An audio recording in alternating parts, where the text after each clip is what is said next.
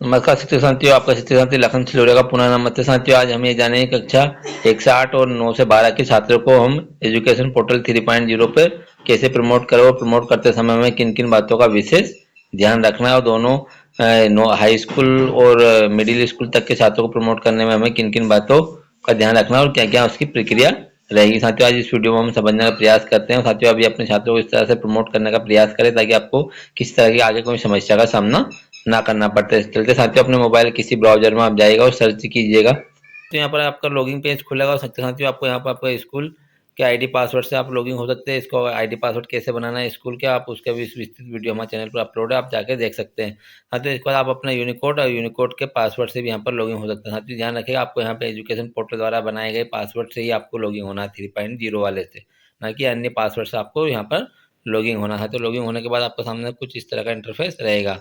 आशासकीय विद्यालय को अपने यहाँ से आशासकीय विद्यालय को भी अपने स्कूल से द्वारा बनाए गए पासवर्ड से ही यहाँ पर लॉगिन होना पड़ेगा। लॉगिन होने के बाद आपके सामने कुछ इस तरह का इंटरफेस रहेगा। सबसे पहले तो आप अपने मोबाइल को डेस्कटॉप मोड पर करें। साथियों, आप 3 डॉट पे क्लिक करेंगे और अपने मोबाइल को आप डेस्कटॉप सीट पर कर लेंगे। इसके बाद साथियों आपके सामने कुछ इस तरह का इंटरफेस रहता है। तो फिर साथियों आप यहाँ पे एरो वाले निशान पे या फिर यहाँ सेकंड वाले ऑप्शन पे जा सकते हैं। तो आप जैसे और एरो वाले ऑप्शन को प्रेस करेंगे तो आपके सामने यहाँ पर स्टूडेंट डायरेक्टिव वाला ऑप्शन आएगा। आप यहाँ पर अगर हम स्टूडेंट पे कार्य करेंगे तो स्टूडेंट वाले ऑप्शन को हम प्रेस करेंगे। तो स्टूडेंट डायरेक्टिव को हमने प्रेस किया, फिर हमारे सामने कुछ इस तरह का इंटरफेस रहेगा। तो हम सब सारे ऑप्शन को अगर देखना चाहेंगे तो फिर पुनः हम यहाँ पर एरो वाले ऑप्शन को पुनः प्रेस करेंगे। साथियों, यहाँ पर एजुकेशन पोर्टल 3.0 के सभी ऑप्शन हमारे सामने खुल जाएंगे, जिसमें आज हम साथियों हम बच्चों को प्रमोट करने वाली प्रक्रिया को समझेंगे। प्रमोट हम कैसे करें, तो यहाँ पर जो लिखा है स्टूडेंट प्रमोट, इस वाले ऑप्शन को हम प्रेस करेंगे। जैसे हम इसको प्रेस करेंगे, जैसे इसको क्लिक करेंगे तो हमारे सामने यहाँ पर 24-25 ऑटोमेटिक रहेगा और हमें यहाँ से क्लास सेलेक्ट करना है। साथियों, अब आपको 17 ऑटोमेटिक सिलेक्ट रहेगा और यहाँ से अपनी क्लास सेलेक्ट करेंगे और जिसके बाद आप यहाँ सर्च वाले ऑप्शन से प्रेस करेंगे तो आपके सारे बच्चे की इन्फॉर्मेशन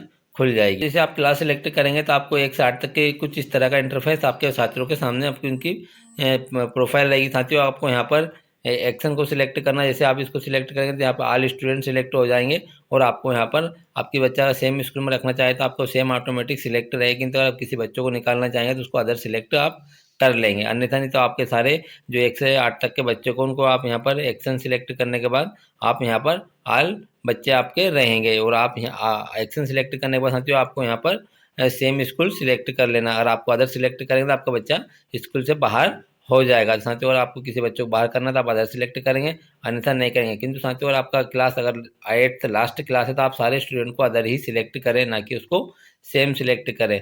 क्योंकि अगर आपने सेम सिलेक्ट किया तो 8वीं क्लास में आपका वहीं रह जाएगा, आपकी लास्ट क्लास में बच्चा वहीं पर रह जाएगा। तो साथियों, अगर आपकी 1 से 5 और 1 से 8 के बच्चे हैं तो आप उसको 8th क्लास के बच्चों को आप अदर ही सिलेक्ट करके उनको प्रमोट करेंगे।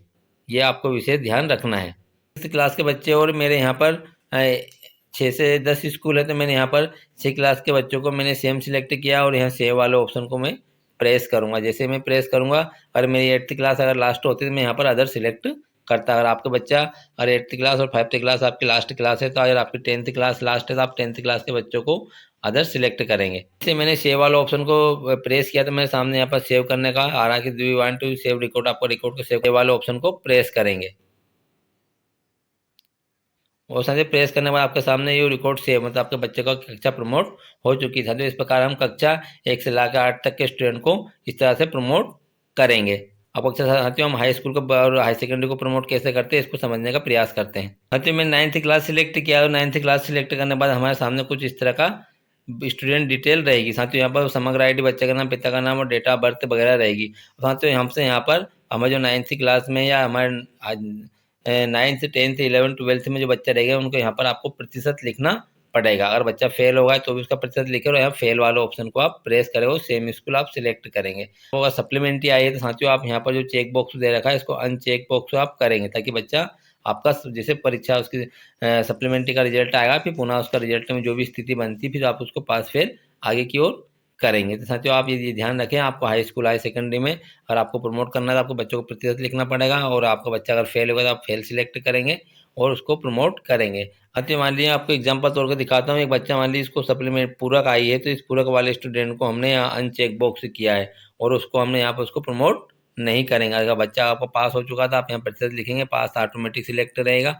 और आप यहाँ पर सेम स्कूल में कर देंगे। किंतु अगर आपका बच्चा फेल हो चुका है तो आप उसको फेल सिलेक्ट करेंगे और आपको उसको रहने देंगे। आप उसी कक्षा में आप उसको सिलेक्ट करेंगे, उसके यहाँ फेल का प्रतिशत लिखेंगे और फेल सिलेक्ट करने के बाद वो सेम स्कूल में रह जाएगा। आपका बच्चा पास हो चुका था, आप उसको यहाँ पर प्रतिशत लिखेंगे, पास ऑटोमेटिक सिलेक्ट रहेगा। किंतु अगर आपकी 10वीं या 12वीं आपकी लास्ट क्लासेस रहती है, 12वीं से हाई सेकेंडरी की लास्ट क्लास रहती है, तो आप उसको अदर सिलेक्ट करके आप स्कूल से उसको बाहर करेंगे। अगर आपका बच्चा पास हो चुका है, आप फेल होने के बाद बच्चे को इसी स्कूल में रखना चाहें तो आप उसको फेल सिलेक्ट करेंगे और सेम सिलेक्ट करेंगे। इस तरह से आप कक्षा 1 से 8 और कक्षा 9 से 12 के छात्रों को प्रमोट करने में आपको इन विशेष बातों को ध्यान रखना है। साथियों, अगर आपने सेम सिलेक्ट किया है आपके लास्ट क्लास को तो साथियों आपका बच्चा उसी स्कूल में रह जाएगा और अन्य स्कूल में मैपिंग होने में उसको प्रॉब्लम आएगी, फिर आपको एक एक बच्चे की टीसी काटना पड़ेगी। और आप 8वीं क्लास से आपकी लास्ट है उसको आप अदर सिलेक्ट करेंगे, आपके सारे बच्चों की ऑटोमेटिक पोर्टल पे टीसी भी इशू हो जाएगी। तो साथियों इस प्रकार आप कक्षा 1 से 8 और 9 से 12 के बच्चों को इस तरह से आसानी से अपने मोबाइल से आप प्रमोट कर सकते हैं। साथियों एजुकेशन पोर्टल 3.0 के